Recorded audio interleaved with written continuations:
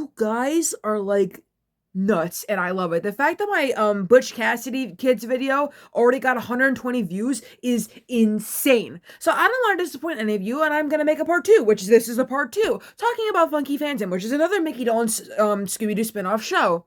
Now, someone mentioned to me in the comments, and I did not know this, most Hanna Barbera shows back then only had one season, and I was very confused as to why Butch Cassidy only had one season. Now, Funky Phantom is different from Butch Cassidy because while Butch Cassidy only had 13 episodes, Funky Phantom had 17. And unlike Butch Cassidy, Funky Phantom has, they have, okay, we're getting too far ahead of ourselves. Let's just back up a bit, okay? Today's video is about Funky Phantom, as I mentioned before, and we're going to go through everything in the video, from the plot to the production to the cast, to the comics and other appearances. We were cold and soaking wet and lost out in a storm. So a little fun fact before we, talk about the plot of the show. The show briefly returned in reruns in 1980 because of Hanna-Barbera's Godzilla series. So thank you, Godzilla, for that. And also, the show is literally a clone of Scooby-Doo. It even says in the Wikipedia page, as it has a trio of teenage detectives driving around the country and solving crimes. In this case, the Scooby-Doo role was taken by a Revolutionary War era ghost. So what they're saying is that instead of a talking dog, it's a talking ghost, because the dog in this cartoon does not talk. There's a talking ghost. Very nice. Very nice. Now the plot kind of fucked up. I won't lie, kind of fucked up. I'm more referring to, Mudzy, the ghost, and his lore, because it's kind of crazy. So, trying to find shelter from a storm while driving their loony doony dune buggy. Cool car, by the way. Cool car. It reminds me of the car from Wonder Wheels, which one day we'll talk about. One day. Today's not that day.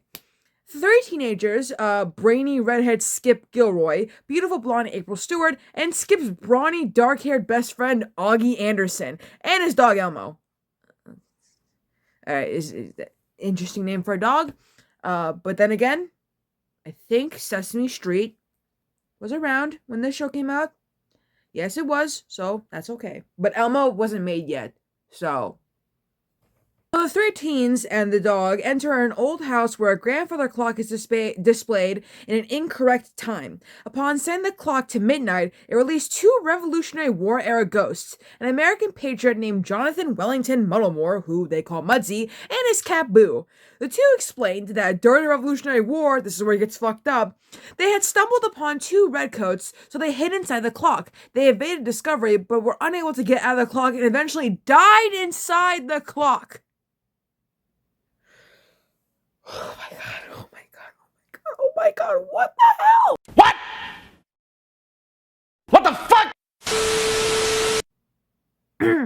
So, anyways, after being freed by their new friends, Mudzy and Boo have accompanied them on many mysteries, providing invisible assistance. This setup shows a certain similarity to the 1946 Abbott and Costello film, The Time of Their Lives, in which two Revolutionary War era ghosts are also held earthbound due to a secret hidden in the clock. So I guess they were copying that movie. And you know what? I don't mind. Very nice. Went inside a spooky house just hoping to get warm. So I was wondering why Mudzy sounded so familiar to me when I was watching a little bit of the show, and I figured out why. The voice of Mudzy was by Dawes Butler, who voiced Snagglepuss on Top Cat, which, I mean, of course they sound the same. It's crazy that I realized, hey, that's Snugglepuss. Or Snagglepuss, but Snugglepuss is nice. Down to the use of Snagglepuss's catchphrase, even. Butler's Snagglepuss voice was originally an impersonation of comedian Bert Lahr, which that voice is very familiar. So he was he was the Cowardly Lion in Wizard of Oz. Anyways, like many animated series created by Hanna-Barbera in the 1970s, the show contained a studio-created laugh track, and indeed, it was one of the first such productions to do so. Syndicated versions on Cartoon Network and Boomerang have the track muted. Bullshit. I don't like that. I don't approve. Also, does anyone remember Boomerang? Because I was a Boomerang kid. Boomerang. Sorry, I'm just vibing. I was a Boomerang kid, and I love that, But I never saw this show. I saw Wonder Wheels though. Very weird that out of all of the Mickey cartoons I have ever seen, that's the only one I've seen as a kid. And I didn't even know it was him because, like, when we talk about Wonder Wheels, you're gonna realize that Mickey's a very good voice actor because I did not know it was him. And speaking of voice actors, Dusty clock said 6:30. We knew that it was wrong. before we get into the main voice actors, it's important to mention the additional voices in the show. And the reason that I'm saying that is because Casey Kasem played a character, and like he played two characters in two different episodes. Casey Kasem obviously was Shaggy in the Scooby-Doo franchise for a while, and he's also been in a lot of other cartoons. But you know, another notable voice actor in the show is Janet Waldo, who was in one episode. She was Josie in Josie and the Pussycats, and Judy Jetson in a lot of Hanna Barbera media. Another famous voice actor we have is Harold John Smith, aka Hal Smith, who voiced Owl in Winnie the Pooh for the first original Winnie the Pooh movies. And I think that's the only other. No, wait, we also have Barney Phillips, who was in Twilight Zone.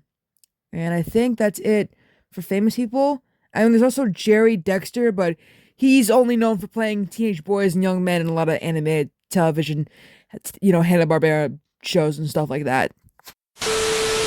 So let's get into the main cast. Now, as I mentioned before, Micky Dolenz and Christina Holland have already worked together in Butch Cassidy. Mickey was Wally and she was Stephanie. And in this show, Mickey is Skip Gilroy, while Christina is April Stewart. Tommy Cook voices Augie Anderson. Dawes Butler, as I mentioned before, voices Mudsie and a character named Fingers in one episode, while Don Messick voices dog Elmo, and a bunch of other characters that I don't want to really get into. And also, Don Messick is a very famous guy known for being in Hanna-Barbera cartoons, but again, we're not going to get into that.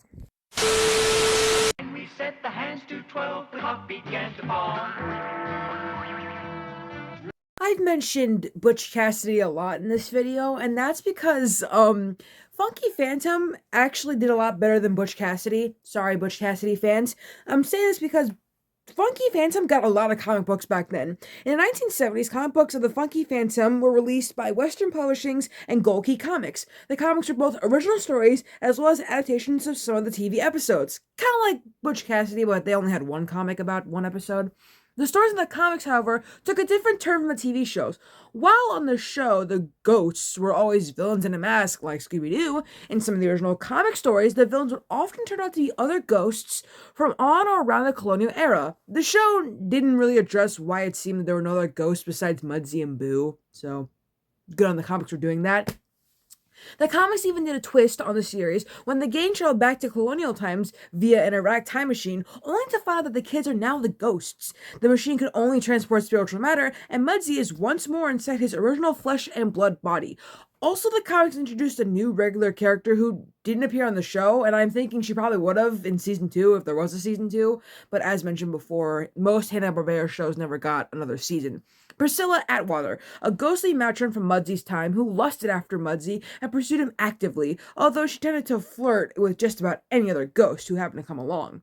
And apparently in 2019, the Phantom appeared in a backup story in the DC comic Black Lightning / Hong Kong Phooey Special Number 1. And in this story, Jason Blood, yeah, you heard me, Jason Blood, he conjured up Mudsie so that some reporters and citizens can ask him what he thinks about the Second Amendment.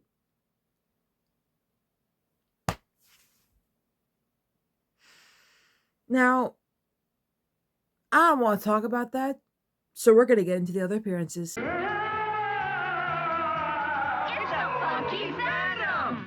You all want to hear about the Scooby-Doo, and you shall hear about the Scooby-Doo.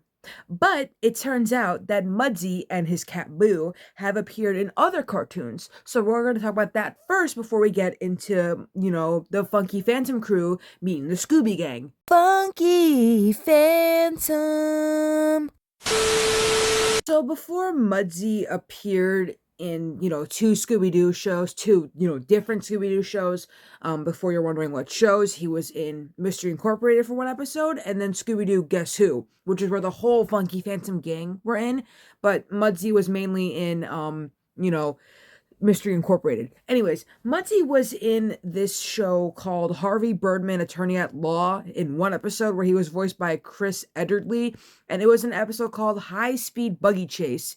And the question, what makes the Funky Phantom so funky, is finally asked and answered. And then he appeared in Mad, in a segment from Mad called Para Morgan, where he was shown with the other popular fictional ghosts.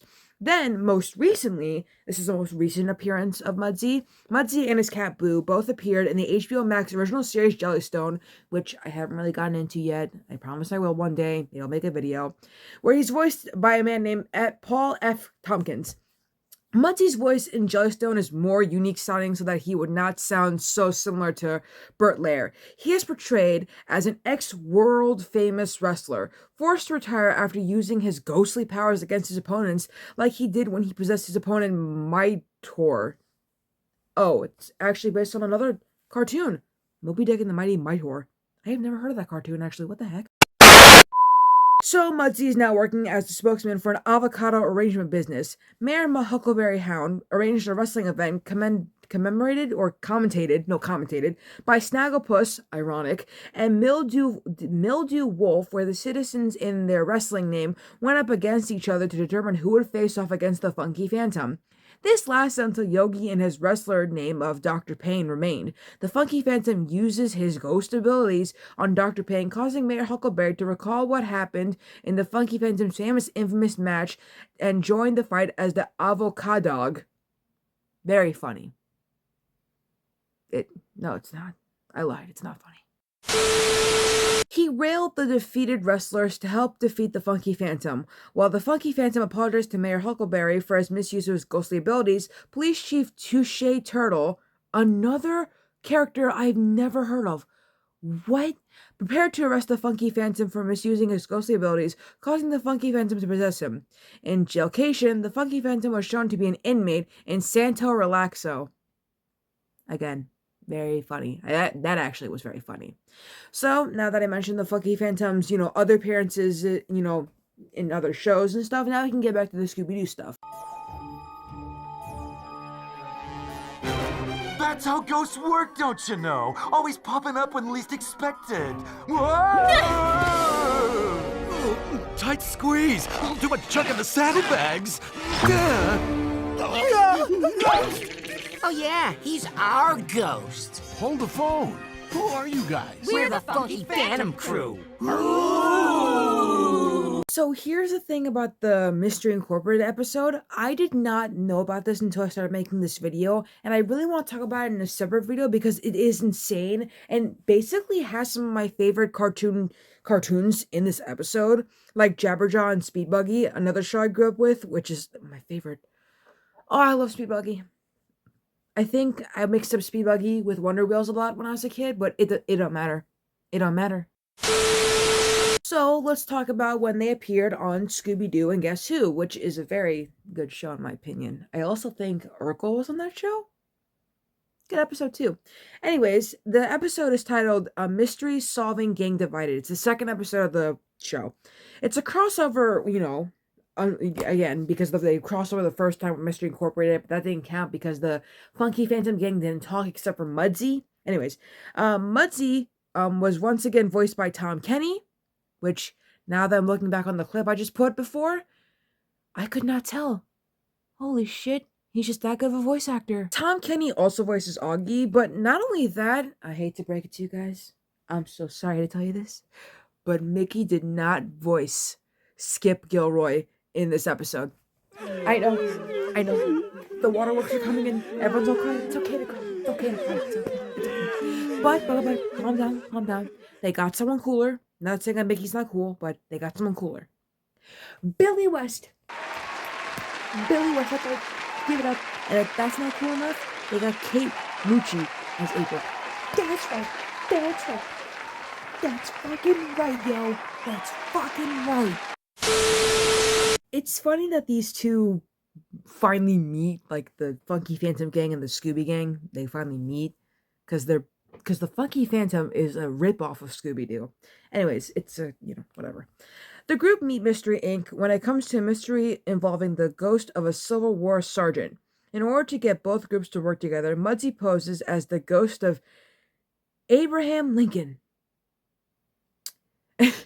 And then the running gag in this episode is that Velma keeps asking Skip, Augie, and April what holographic technology they are using to pull off Mudsie's appearance. So Velma's that kind of girl. She's a actually kind of girl, which she always kind of was in my head. But the fact that she thinks that Mudsie's not real, like an actual ghost, is really funny. So that's everything I have to say about Funky Phantom. If you've noticed I've been talking quietly the whole time, it's because it is 2 in the morning.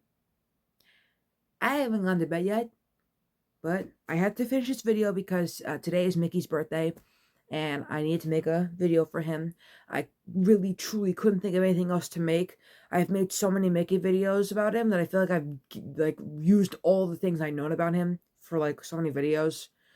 So I was like, okay, I'll just do this Funky Phantom video, and then I'm gonna, I don't know, crash. I'll make a birthday post on Instagram, and then I'm gonna crash in bed and go, like that. I'm gonna sleep like that. So, thank you for watching. Make sure to like, comment, subscribe. My next video won't be about Mickey. It'll be about the Fonz. And then probably that Funky Phantom episode I was talking about. Not from Funky Phantom, but from Mystery Incorporated. I said I was going to talk about it in a different video. And I will. But that's going to come after the Fonz video. And then we're going to talk about another Fonzie thing. And then we'll talk about Lost on Earth. If that does happen in full order. If it does not, I'm sorry. And let me know down below, this is very important, what other cartoons from Hanna Barbera do you want me to review? Don't suggest me ones I probably know.